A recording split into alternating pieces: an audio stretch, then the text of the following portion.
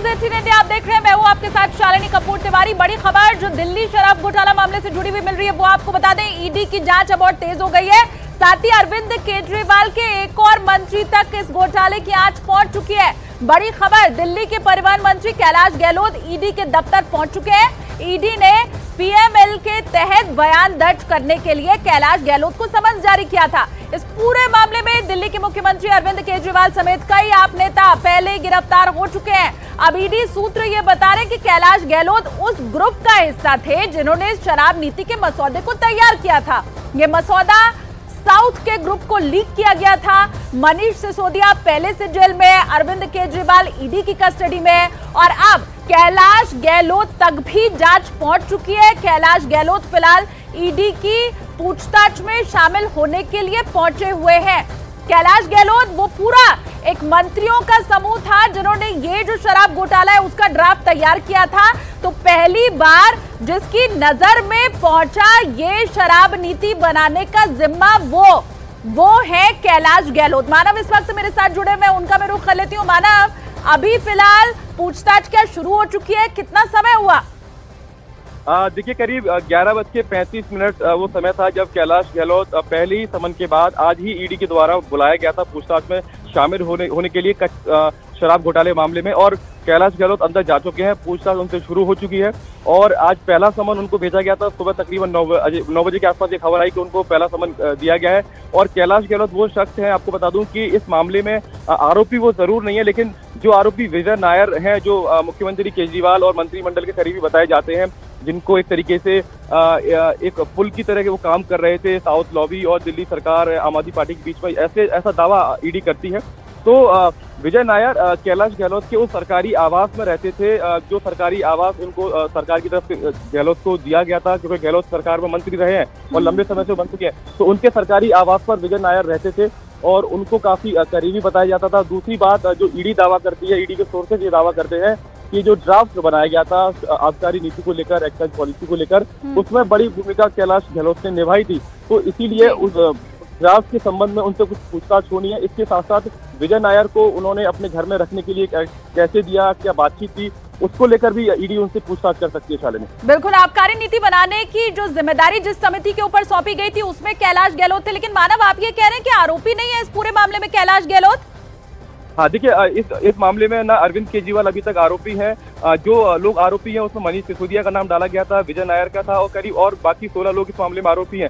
लेकिन कैलाश गहलोत अभी इसमें मामले में आरोपी नहीं है, लेकिन पूछताछ के लिए बुलाया गया है क्योंकि वो उसी मंत्रिमंडल के सदस्य हैं जिसके मुखिया अरविंद केजरीवाल हैं, जिसके साथ ही मनीष सिसोदिया रहे हैं। क्योंकि मनीष सिसोदिया का वो मंत्रालय था जब ये आबकारी नीति बनाई गई थी, तो पूरा जिम्मा मनीष सिसोदिया उसका संभाल रहे थे, उस विभाग का संभाल रहे थे। लेकिन क्योंकि वो उसी मंत्रिमंडल के सदस्य हैं और ये कहा जाता है कि ड्राफ्ट बनाने में एक बड़ी भूमिका कैलाश गहलोत की रही है और वो ड्राफ्ट पहले लीक हो चुका था, ऐसे आरोप भी सरकार पर लगे कि, और सरकार ने इससे पल्ला भी झाड़ा था कि ड्राफ्ट है, ड्राफ्ट तो कहीं पर भी किसी के पास भी हो सकता है क्योंकि उसको तमाम जगह विमर्श के लिए भेजा जाता है। तो इस तरीके से बात सरकार की तरफ से कही गई थी। लेकिन क्योंकि वो उसी मंत्रिमंडल का हिस्सा है जिस मंत्रिमंडल में मनीष सिसोदिया थे, जिस आबकारी विभाग को मनीष सिसोदिया संभाल रहे थे, तो ऐसे में उनसे पूछताछ संभव है क्योंकि उन्हीं के आवास पर विजय नायर, जो इस मामले में पहले से आरोपी है, वो उनके घर सरकारी आवास पर रुके हुए थे। बिल्कुल, और मानव, कैलाश गहलोत सिर्फ उस समिति में नहीं थे जिन्होंने ड्राफ्ट तैयार किया,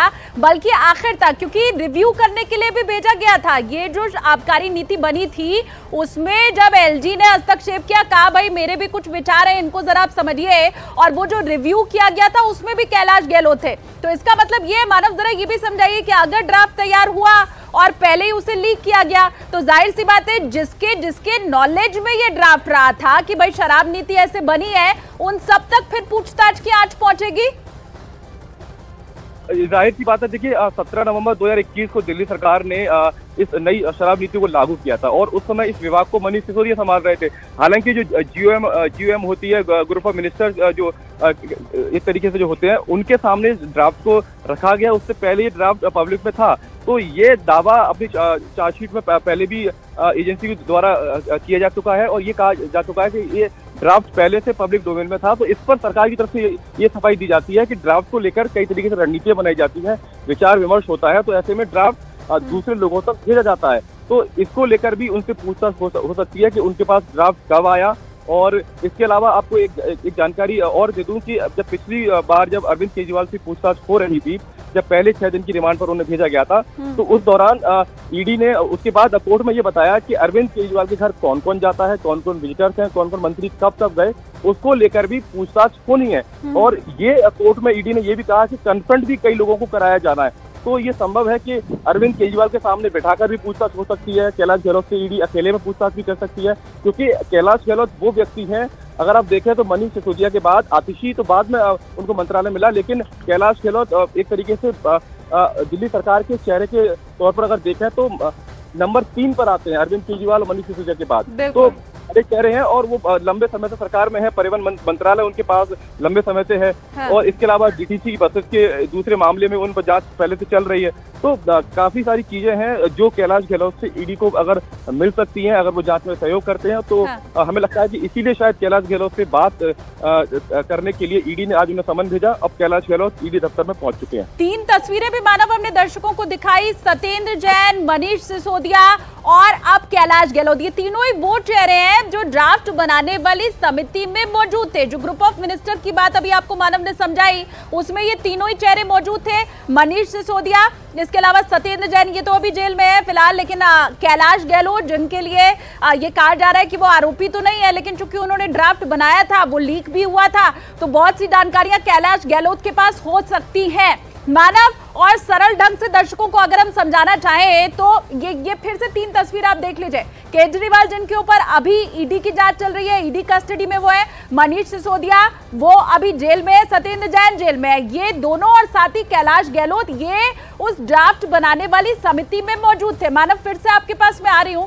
एक अध्यापक जो कि पेपर बनाता है, छात्रों तक पहुंच पाए वो पेपर, अगर उसके पहले लीक हो जाए तो फिर सीधी सी बात है, पेपर बनाने के बाद ही अगर लीक हो गया तो वो जितने लोग हैं जिन्होंने उस पेपर को तैयार किया है, छात्रों तक अगर वो पहुंच रहा है तो कहीं ना कहीं जो जिम्मेदारी है या लीक होने की आशंका है वो अध्यापकों तक ही पहुंचती है। तो ये अध्यापकों की श्रेणी में है मानव, जिन्होंने बनाया था वो पेपर और फिर वो लीक हो गया। मानव बिल्कुल, देखिए जो ड्राफ्ट पब्लिक डोमेन में आया, जो लीक हुआ, उसको क्या कहना होगा ये ईडी बेहतर बता पाएगी। लेकिन जो ड्राफ्ट पब्लिक डोमेन में था, जैसा दावा ईडी करती है, वो कहीं ना कहीं सवाल जरूर खड़े करता है कि अगर आप कोई रणनीति बना रहे हैं किसी नए सिस्टम को लेकर, किसी नई पॉलिसी को लेकर, वो अगर लोगों के पास जाता है तो लोग उस ड्राफ्ट के आधार पर एक करप्शन की जड़ों को एक तरीके से पैदा कर सकते हैं, बो सकते हैं। तो ये जांच का विषय जरूर है, लेकिन ईडी